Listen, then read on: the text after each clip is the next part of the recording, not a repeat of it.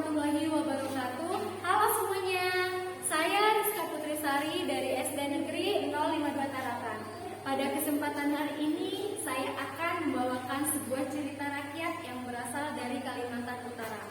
Cerita ini berjudul Putri Kumalasari yang ditulis oleh Jamari dan dilibatkan oleh Badan Pengembangan dan Pembinaan Bahasa pada tahun 2016. Nah semuanya, begini kisahnya.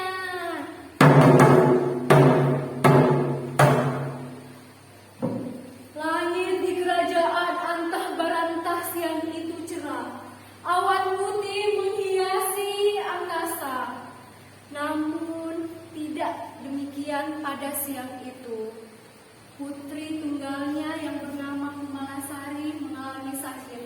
Raja sangat cemas memikirkan sakit yang diderita oleh putri tunggalnya itu.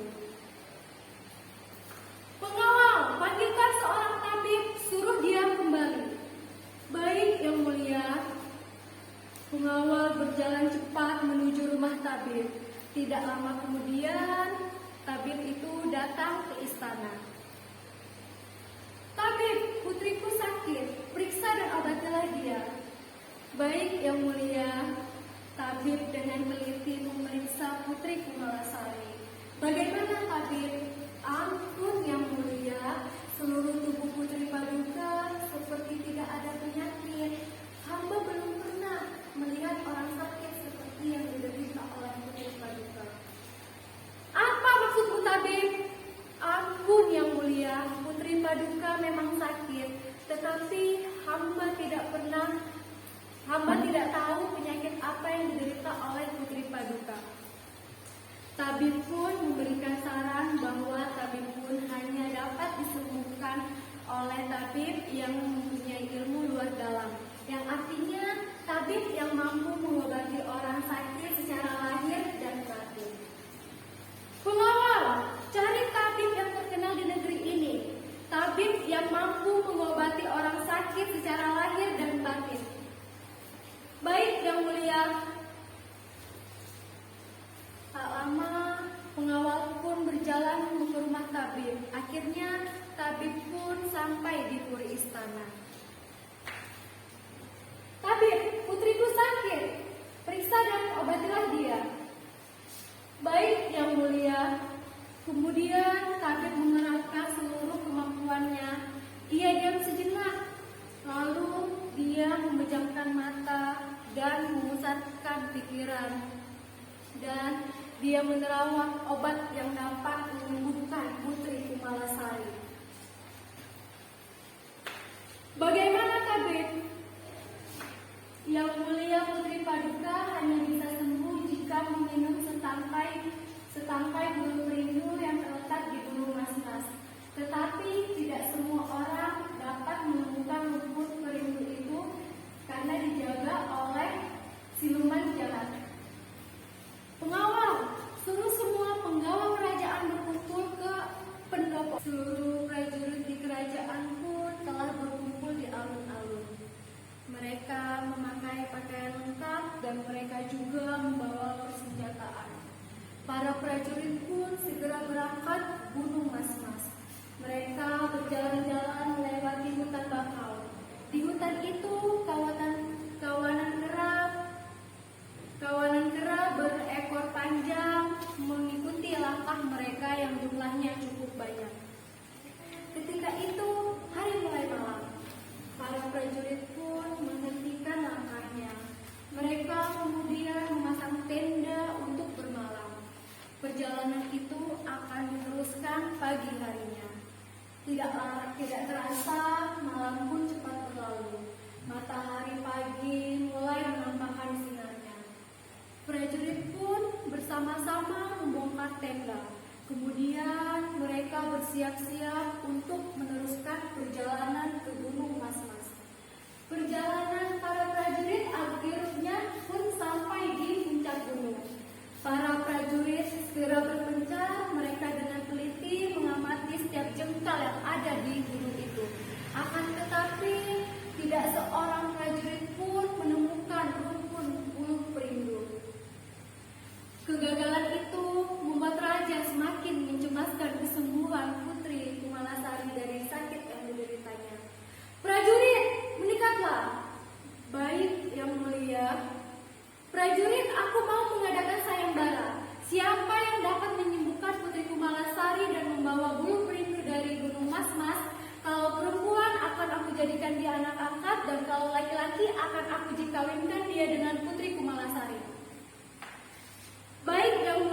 perintah paduka akan kami laksanakan.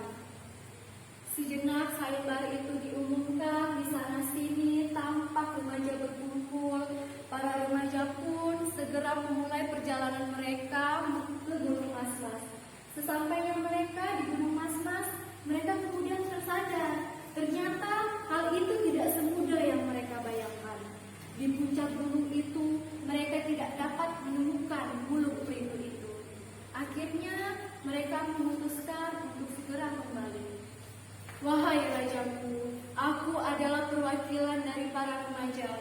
Kami memohon maaf karena tidak dapat menemukan Bulu Perindu yang paduka maksud. Raja dan seluruh warga istana semakin mencemaskan penyakit yang diderita oleh Putri Kumalasari. Di wilayah kerajaan Antah Barantah ada seorang pemuda yang gagah dan tampan yang bernama Ujang. Dia adalah pemuda yang hidup sebatang kara. Untuk memenuhi kebutuhan hidupnya sehari-hari, Ujang mencari kayu bakar di hutan dan menjerat hewan di hutan. Pagi itu, Ujang telah sampai di hutan. Sebelum memasuki hutan, dia memasuki kepada penunggu hutan. Oi Nek, cucumu permisi mau lewat mencari rezeki di hutan ini. Ujang pun mencari kayu bakar. Dalam waktu singkat, kayu bakar kering itu telah terkumpul dan dibawa ke pasar. Ketika di pasar, secara tidak sengaja Ujang mendengar orang berbicara mengenai sayembara yang diadakan oleh Raja Kasmidun. Ujang tertarik untuk mengikuti sayembara itu. Dia pun bergegas meninggalkan pasar terus pulang. Di rumah, Ujang menyiapkan perbekalan. Setelah semua siap, Ujang beristirahat sejenak lalu tidur. Sebelum berangkat, Ujang tidak lupa untuk beribadah memohon diberikan keselamatan dalam perjalanan menuju ke Gunung Masmas. Perjalanan Ujang pun akhirnya sampai ke Gunung Masmas. Sebelum naik ke atas kaki gunung, Ujang tidak lupa memohon kepada Sang Pencipta dan Ujang meminta izin kepada penunggu hutan. Oi Nek, cucumu mau lewat mencari rezeki di hutan ini. Di puncak itu, Ujang dengan mudahnya menemukan serumpun bulu perindu. Oi, apa nih? Jangan-jangan inilah bulu perindu tuh. Ya Allah, Nek, terima kasih ya, Nek. Ujang segera membawa ke kerajaan Antah Barantah untuk diserahkan kepada Raja Kasmidun. Hai pemuda, saudara ini siapa? Saudara ini dari mana? Apakah saudara ini peserta dari sayembara? Ada keperluan apa saudara datang kemari? Ampun yang mulia, hamba bernama Ujang. Hamba peserta sayembara.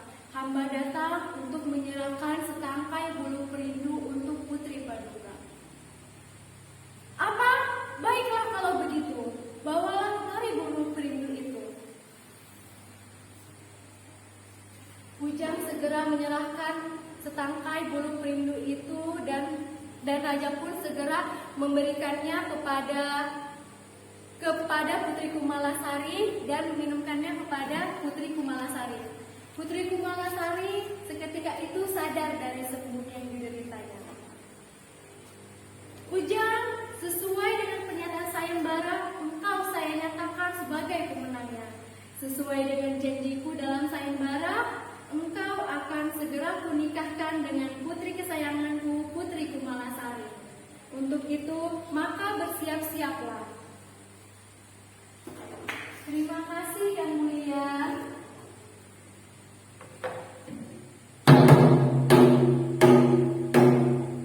Keesokan harinya, para prajurit dikumpulkan di istana. Mereka pun segera mempersiapkan acara pernikahan Tuan Putri Kumalasari dan Ujang. Waktu yang ditunggu-tunggu akhirnya datang juga. Kedatangan calon mempelai disambut dengan tari-tarian khas Tidung. Acara pernikahan pun berlangsung dengan lancar. Dilanjutkan dengan penyantunan anak yatim piatu